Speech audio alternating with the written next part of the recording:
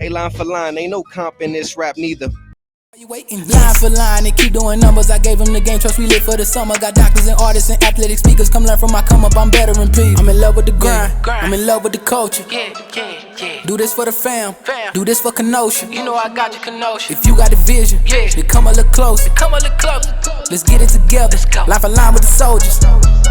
I'm in love with the grind, I'm in love with the culture. Do this for the fam, do this for... All right.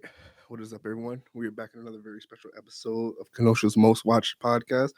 Very special guest in the building today. Go ahead and introduce yourself to the world, young man. Yeah, what's going on, y'all? My name is Montenia Nelson Jr. Some of you may or may not know me. You know, my brother may have been on here. Matter of fact, my brother and my dad been on here. Yeah. Tell us a little bit about how you feeling today, sir. You know, I'm actually feeling a little good, man. This is my first podcast, so I'm just glad I can get you on first. My dude. So just tell us a little bit about your past, like where you come from, how you grew up.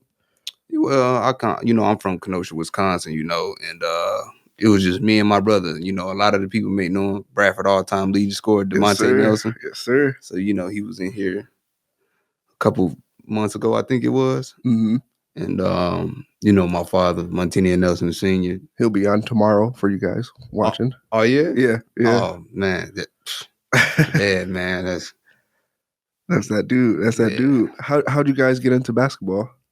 Well, I would say because of my dad, man. Like, growing up, like, my parents was young. Yeah. So, my dad was already a young man when he had me, so he was just in basketball. So, growing up, I was just like, man, I might have to do this because my dad do this. You know what I'm saying?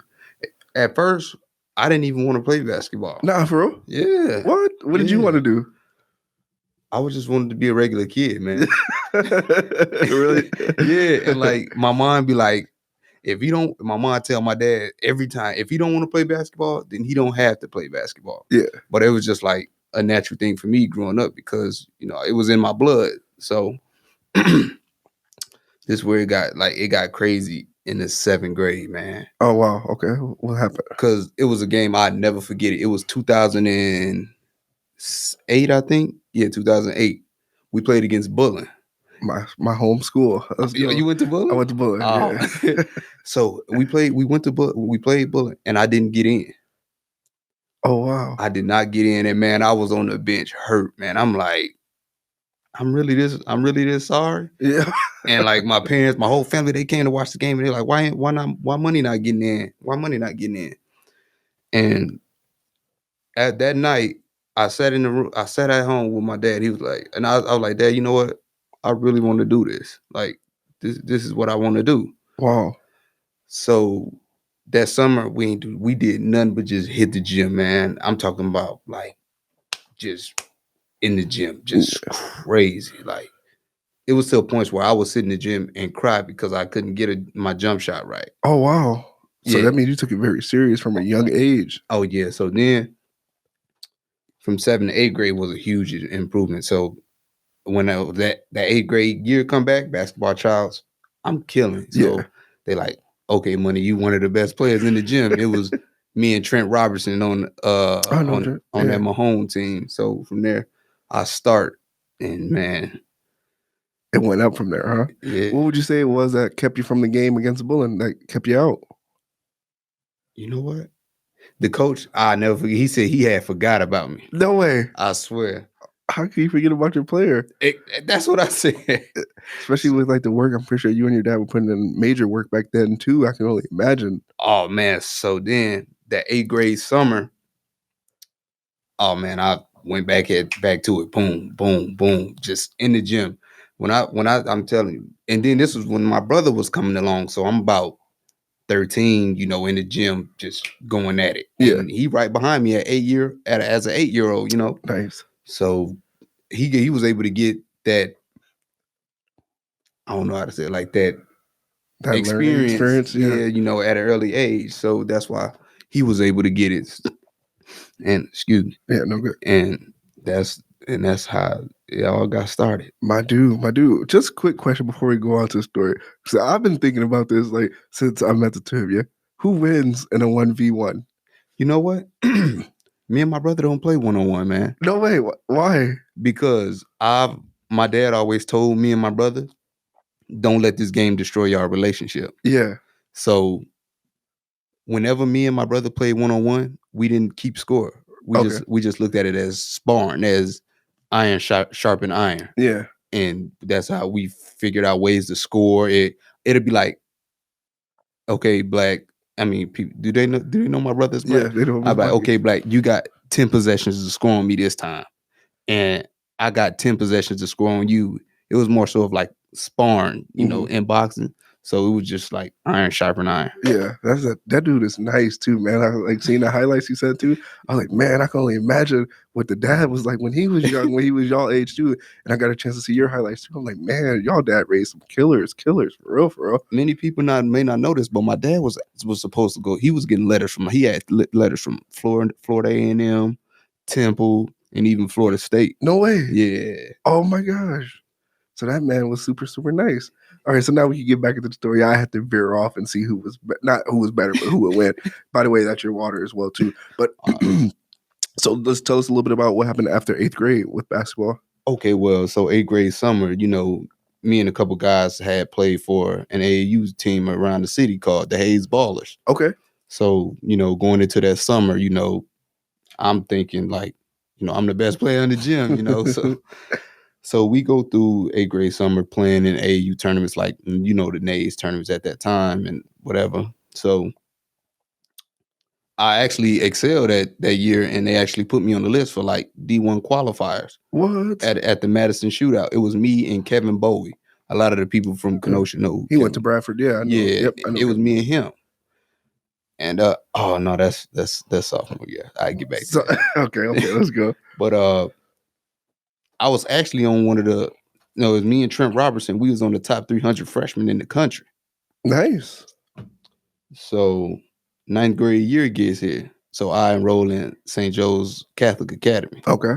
So, because at this time, I'm like, I don't know if this is a good idea. I want to go to public school with all my guys, And man, I did not like it, man. No? At St. Joe's, I hated it. What? Why? The first day, I almost got suspended. What? Because let me tell you, it wasn't nothing crazy. It was, I had on cargo pants. Uh-huh. And I'm like, they like, hey, you can't wear those. You should be wearing khakis. But I'm like, I don't know. You know what I'm saying? So I'm like, that year, it was just like, man, like I ended up playing varsity. I mean, as an anchor, I thought I should have started, but there was like guys on that team, who thought they could like, I say like boss you around, because there was a point, it was a senior on the team. Mm-hmm.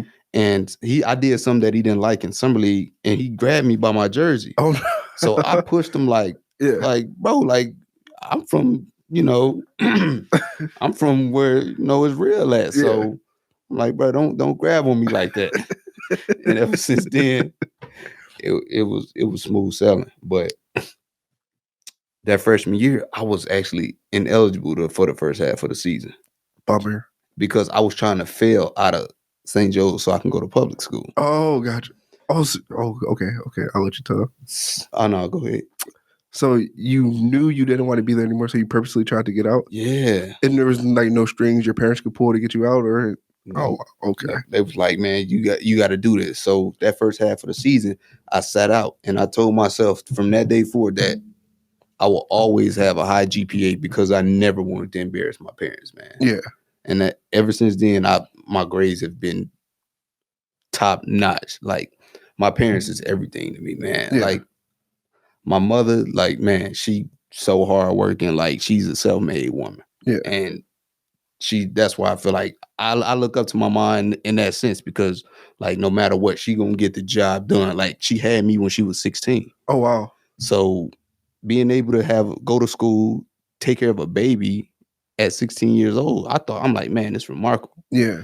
And my dad, like my dad is the kind of dad that I want to be for my son. Yeah. I was actually just having a conversation with him the other day.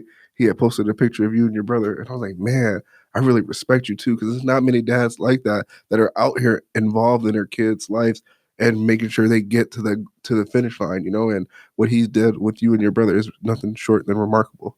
Man, like my my dad was sitting in the gym with us for hours, man, trying to make sure we get it. And I always felt like for me to pay him back, I had to go all out in everything I did. And you know what I'm saying? I feel like, and like with me, I'm so competitive, man. Like I gotta win everything, even this podcast right now. I gotta have the best episode, man. He got me crying over here, bro. For real. But yeah, man, like my dad, like I got many like idols growing up, like LeBron, Muhammad Ali, Malcolm X, Deion Sanders. These guys Those are all made men too. Yeah, like they all special in their own way, and those are the kind of dudes I'm like, man, like I want to instill in myself what they was, putting out into the world. Exactly. But my dad, I think my dad just trumped all of them, man. That's my hero, man. That's how it should be, though. Think about your father should be that one person that you recognize as a hero from a young age, and from the story you're telling me, that's exactly what you realized. So we're still in sophomore year now, right? Ninth grade. We're still in ninth grade. So you sat out first half of the season. Yeah. When was it that you got implemented in the game? I would say I came. What'd you say? When was it that you got implemented back on the active roster? It was the second half of the season. Mm-hmm. We played against Milwaukee Hope. And this is your first start or first game? First game. First game. Okay. Yeah. And I get in. I get in the game. I'm hyped. I'm pumped. I'm ready. I'm like, hey, I'm finna get out. I'm one of the top freshmen in the country. Family in the stands and all that too, right? No, because we played in Milwaukee. Oh, you played in Milwaukee. Okay. Yeah. Okay. And it was like one of them schools where like, man, it's like the gym was so small and we had to go through a metal detector and all of that. Oh, wow. And that year we played one of the top players in the state. His name was Troy Huff. I'll never forget it. Uh-huh. It's probably one of the best dudes I've ever seen. And man, I get in the game, I instantly try to get a bucket. Got subbed right out, man. No way, bro. Yeah, man. And he said, "Man, we don't need you to out here scoring." But in my mentality, man, I'm like, I gotta get it, you know, because I feel I'm one of the best players on the team, anyways. So yeah, man, that whole ninth grade season was just like pretty much me getting adjusted to the game and the speed of things and things of that nature. Yeah, really figuring out your role, if you will, in the program, right? Yep. So what happened with the rest of that season? We ended up not doing too good and ended up, flaming out in the first round. Any valuable lessons that you learned from that year? Nah, man. For real? Mm-hmm. Because I was just ready to get out of there, man. Like, I did not want to be there. So this is still freshman year, going into sophomore year. And did you stay there for sophomore year? No, I that's when I transferred over to Tremper. Okay. Because going into my sophomore year, there was a coach. He came from another school, went to Tremper. He sold me on, money. I see your potential, and as a sophomore, I want to build the team around you. Oh, nice. Yeah. So I'm thinking in my mind, okay, I'm finna go over to Tremper and, become one of the top players in the country. Because growing up, many people don't know this, man. I would say that it was only two people that I thought like, man, I really need to get as good as this guy so I can try to play on that next level. And those are the only two guys I ever considered better than me growing up. And that was Justin Galloway. That dude, JG. Man, shout out to JG. JG was nice. Shout out JG, man. Hey, JG, I'm like, this dude is amazing. And Darrell Longstreet. Oh my gosh, that guy. I'm surprised he's not in the pros right now. He was supposed to be nice. Listen, I seen a lot of players come through Kenosha, and I thought him, like that dude right there, like that's an NBA player. Like, man, like that, he was like my big brother, man, in basketball. Yeah. And like this dude would beat me down, dude. I'm telling you, to the point where I was like crying on the court, man. My dad could tell you this. He'd tell you this, man. Like Darrell, man, is like, that's like my big brother, man. Like, no matter where if we see each other, man, we playing fake. We spin like a fake ball in the air and we guarding each other. Yeah. And it's like that to this day, man. Darrell, everywhere Darrell go and he see me, he'd be like, man, you took my game. You took my game and ran with it. Like, man. And when I finally beat him in a one-on-one, I knew then. I'm like, what were the feelings like? I know you were screaming, hollering. I know you know what? It all. It ended like this, because me and Darrell was playing one day in the Y. And he was like, this was when Darrell was pretty much almost done playing. And I did a move and he tried to react to it and he bust his eye on my eye. Oh no. And we was both split open in the Y. And then from there in, when I didn't feel that pain, I'm like, yeah, I'm here. I was already winning. So I'm like, yeah, I'm here, man. And ever since then, like that dude, man, I love Darrell Longstreet to this day. Like that was my big brother in basketball. One of the most mentioned names when you think about Kenosha basketball, definitely Darrell Longstreet. Believe it or not, this is actually my first time ever seeing someone get the front page of the Kenosha News as a high schooler. Because when he had transferred to Bradford, right, it was all over the newspaper that they had like to come interview the coach at Bradford and everything like that. And the coach was like, "Oh, I didn't even know until you guys told me that he had transferred here. I've never seen that before." And growing up, I always read the newspapers for like the sports section, the comics and all that, and I've never seen anything like that. Right. So he definitely did something when he did that move to Bradford. Seriously, man, when he transferred to Bradford, I'm like, Bradford about to win the state championship because this dude's the best player in the state, man.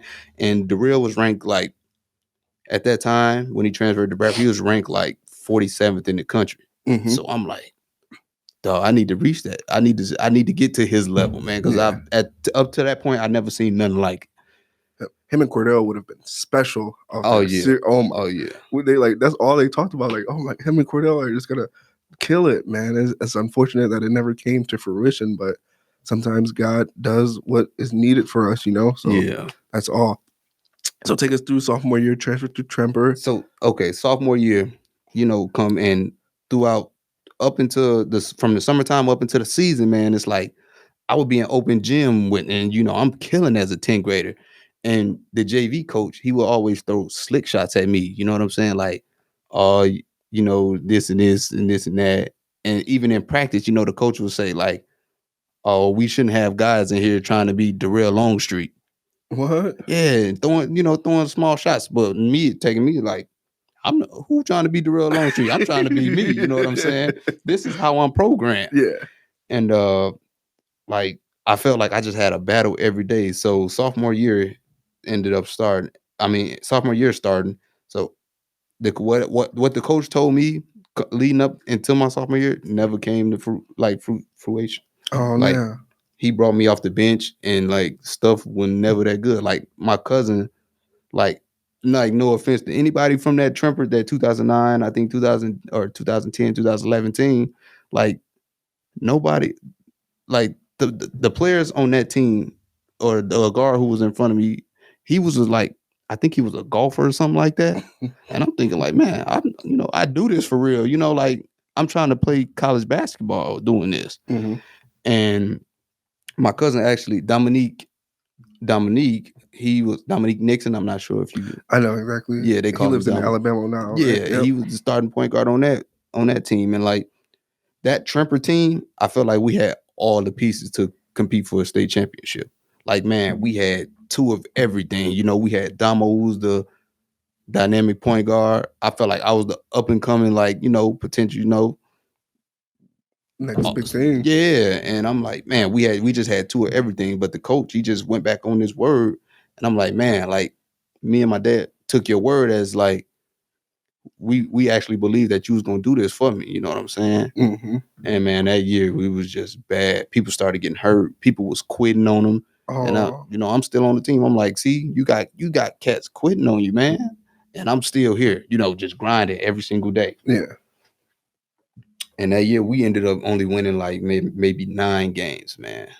That team was such an underachieving team. Like, man, yeah. I thought that team we had the Quinn brothers. I don't know if you know. I don't think I've heard of them. No. Oh, but they was like 6'9", 6'10". We had Alex Hay, who was like 6'7". Like we had a perfect team. We had Dexter Molinaro. Know him. Yep. He was like 6'7" wing. Like we had like a perfect team. We had all the elements of a state championship team. Mm-hmm. But man, coaching goes a long way, man. Yes, sir. Now, I noticed you said that the coach gave you his words. Was there any clashing between you and your father and the coach? Like you said, this was going to happen and never happened or anything like that? Oh, definitely. What type of interaction was that like for you? It got to a point where my dad didn't want to speak to the dude. Oh no, because he was coaching at Ruther the year prior, and he coached my cousin D'Alo Nelson. Shout out Definitely, D. definitely no D. That would And- used to be my best friend in kindergarten. And D was like he was killing it at Ruther. You know, D averaged. He was always in the paper over at Ruther. He was Yeah, always in the paper. I think D averaged 30 at Ruther, man. Yeah. Every time I would go kick it with Tori, he would always pull out the newspapers of like all y'all achievements and all that. He's like, man, me and my family, we do this for real, for real. Yeah. Yeah, man. So then he's like, okay, it's another one of y'all coming up. I'm gonna let you do the same thing. And ever since in that season, I'm like, when that happened, I'm like, man, like this ain't for me, man. I may have to transfer. Yeah. So did you transfer after your sophomore year, or did you ride out Tremper? I did transfer my to my junior year. Okay. And did you finish junior and senior year at the same place? Yeah. Okay. Where'd you go? This is when I went to Bradford. Nice. Home of the bee. Good old Bradford. Yeah, man. And because like a lot of the guys there, they was recruiting me like to come, like, man, like, you know, come to Bradford, you know, it's, you know, they got better coaching or whatever. Yeah. And like, even some people don't know, like during the season that Tremper had gotten so bad, man, I was on recruiting trips to Bradford. What? Yeah, man. Like it was at that point I was like, whatever. I like a lot of my homies that I grew up with was going to Tremper though. Yeah. You know, and I'm like, I gotta do what's best for me at this point, man. I'm trying to take this serious. I need this one. I want this to be my career. Yeah. So I transferred to Bradford, and you know, the coach, he did the exact same thing as what the coach from Tremper did, man. Does that leave like a foul taste in your mouth knowing that you have these coaches out here that are like that, who'll give you their word and then take it back? Oh, absolutely, man. How does that like mold your actions going forward now? You know, like to this day, like I don't respect high school basketball either. Well, at least in Kenosha. Mm-hmm. Because growing up, you know, I've always had this ambition, you know, to succeed and do all of this and do all of that. But some coaches took it as selfishness. You know, like I've never been a selfish basketball player. You know, I always played the game the right way. My dad taught me how to play the game the right way. But, you know, some coaches may be like, oh, you expecting too much. Well, I'm expecting too much because I know the work that I put in over the summer. Mm-hmm. I know some of the guys you may have is good, but I know they don't work like I do. And that there is where the disconnect between me and some of these high school coaches around Kenosha happened. And I'm really pretty sure like a lot of people know who was coaching, like who was the coach at Bradford during those years when Cordell was at Bradford and things like that. But me and him didn't see eye to eye. And I actually got a story about him later on in college. Oh no. Yeah, man. So you ran into the coached your college team too? I'm gonna get that. I'm gonna get to that too when I get to that point. All right. And man, like from my junior to my senior year, man, it was like my junior year, I had upperclassmen go to him, tell him that I wasn't playing hard enough, and he started pulling my minutes back junior year, and I'm like, I'm not playing hard enough. This just because I keep a stale face, a poker face throughout this game, you know, that don't mean I'm not playing hard. I'm just always composed at all times. So man, like that junior year, it wasn't. And then going from my junior year to my senior year, I went down to Alabama with my uncle to play AAU. Let's go.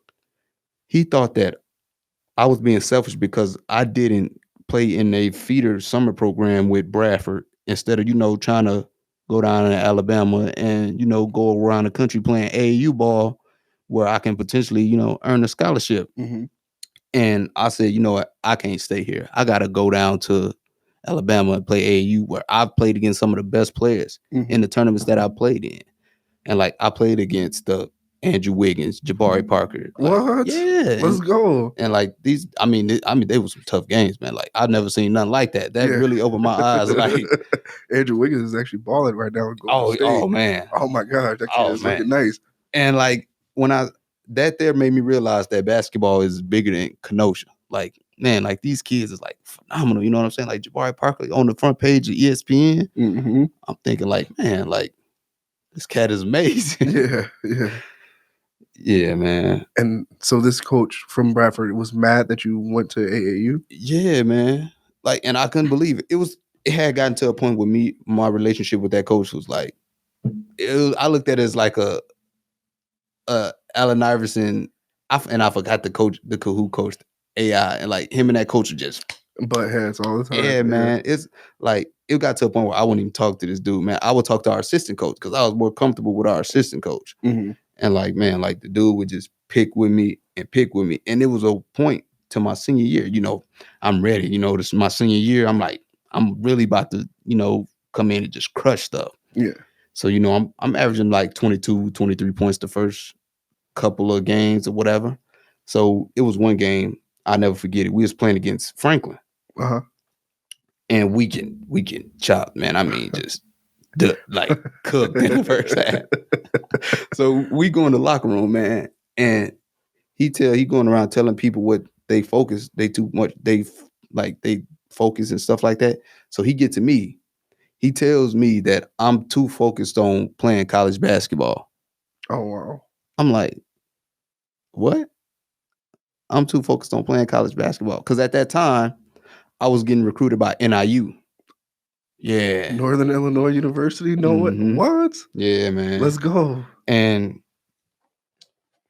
I'm like, hey, I got a chance to go D1, you know, my grades is good. Now all I need is just my stats. But in getting my stats, I'm still trying to win. Mm-hmm. So, you know, I'm gonna play the right way, and I'm gonna try to do the right things to, you know, help the team win. And even if the right play is me taking this ball 94 feet and going to the cup with it, you know.